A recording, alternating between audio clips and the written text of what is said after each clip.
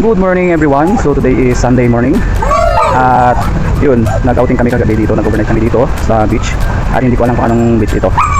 So grabe, sobrang kagabi ay naglaro pa kami ng mafia at saka yung 369. Tapos umabot kami ng ating gabi. Ang jet lag kami kagabi, puyat na puyat. Pagkakita namin ng umaga, yun, nag-breakfast na kami, tapos walking sa dagat. Sila lang yun, hindi ako nag-walking, hindi ako sumama kasi kumakain ako ng nag-walking sila, kaya ayaw naman ang mag-walking.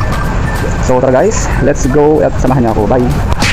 At ayun na nga guys, so katatapos lang namin mag-breakfast at nandito si Rowel Lactayan, ang aming soon to be pastor, at ang aming direct na si Marjun de los Reyes. So nandito rin si Paulo Abilino at si Kuya Maki na napakalupit naming chef. Ang sarap niyang magluto, grabe, at napakabait, maasikaso. At ang dito rin ang ating naggagandahang dalaga na nagre-relax sa tabing dagat.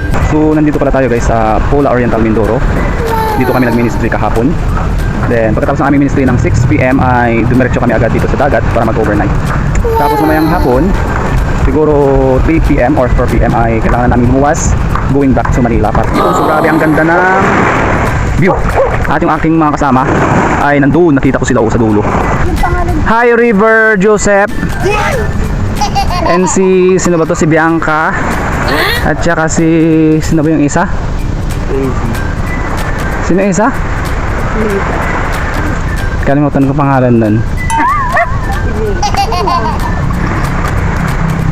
Hindi ko maalala eh.